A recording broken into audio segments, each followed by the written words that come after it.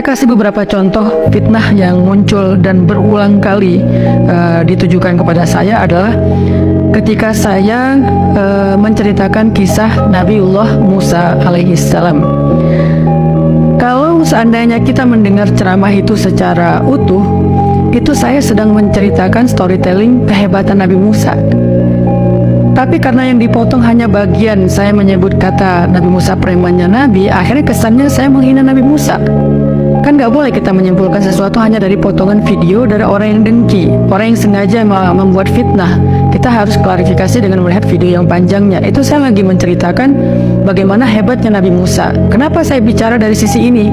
Karena yang hadir di hadapan saya itu adalah ada yang preman mau hijrah, mau taubat, ada anak-anak jalanan yang tatoan, yang mereka respect banget dengan orang yang memiliki kekuatan fisik, yang tangguh, yang jawara, dan seterusnya. Sehingga saya ingin menampilkan satu role model buat mereka yang sesuai dengan dunia mereka, yaitu yang memiliki kelebihan dalam kekuatan fisik. Saya bacakan beberapa tulisan para ulama ya tentang Nabiullah Musa alaihissalam. Karena ini di depan saya adalah teman-teman yang baru hijrah dan mereka respect banget dengan orang-orang yang memiliki kekuatan fisik. Saya angkat sisi Nabi Musa yang mirip dengan mereka, yaitu quwwah al-jasadiyah. Jadi kekuatan jasad, kekuatan fisiknya Nabi Musa, dan itu adalah bagian dari kelebihan Nabi Musa alaihissalam. Selain kekuatan mental, akidah dan seterusnya. Di antara contoh kekuatan fisik Nabi Musa adalah idza daraba ahadan. Kalau Nabi Musa mukul di sini tuh bukan mukul yang serius ya, cuma dorong aja atau cuma nyolek aja. Qada alaih, langsung membunuhnya, artinya orang itu mati gitu. Min syiddati qabdatihi, dari kuatnya tangan Nabi Musa. Karena saking kuatnya Nabi Musa, supaya anak muda kebayang, oh hebat banget ya Nabi Musa.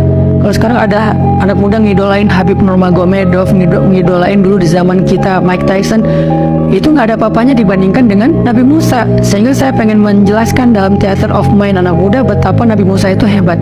Cuman saya keliru dalam menggunakan diksi. Namanya juga orang kadang bisa salah, tapi nggak ada niat sekalipun untuk menghina Nabi Musa. Itu sama sekali fitnah. Hanya keliru dalam menggunakan diksi. Saya menggunakan istilah preman. Kenapa? Karena saya orang Aceh yang kebiasaan ngobrol ketika saya masih remaja dulu dengan teman-teman. Orang Aceh tuh kalau bilang reman atau preman, itu tuh artinya nggak hanya preman pasar yang negatif, bukan, tapi juga kuat, jawara, jagoan. Sehingga orang Aceh kadang bilang gini, reman kali lah kau nih gitu, jagoan kali lah kau nih gitu. Jadi kayak bahasa sehari-hari. Saya akui itu keliru, dan 2018 saya udah klarifikasi, saya istighfar, saya minta maaf bahwa itu memang kekeliruan dalam memilih diksi. Tapi kalau dikatakan sengaja menghina Nabi Musa, ma'adzallah, ini fitnah yang sangat keji. Gak mungkin, masa saya cerita 1 jam tentang kehebatan Nabi Musa, tiba-tiba saya menghina, buat apa? Bukankah output dari saya cerita itu supaya anak muda ngidolain Nabi Musa? Bagaimana mungkin saya menghina Nabi Musa alaihissalam gitu? Jadi hanya pemilihan diksi yang kurang tepat, dan itu saya akui.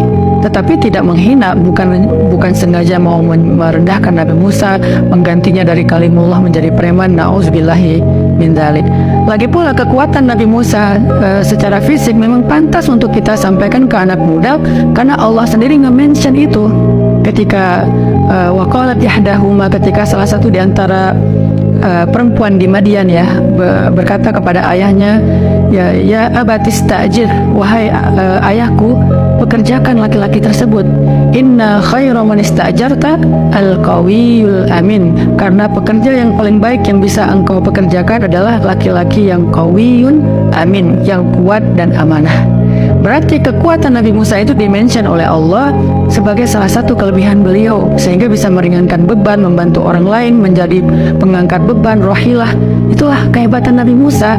Sehingga saya ingin mengangkat sisi itunya dengan kisah Nabi Musa mengangkat batu, kisah Nabi Musa mengejar batu yang membawa lari baju beliau, kisah Nabi Musa gak sengaja mukul orang Mesir dan dia kemudian mati, sampai Nabi Musa harus lari ke Madian. Semua itu adalah semata-mata ingin menunjukkan sisi heroisme dan role model yang ideal banget buat anak muda yang memiliki kekuatan dan senang dengan hal-hal yang sifatnya fisik.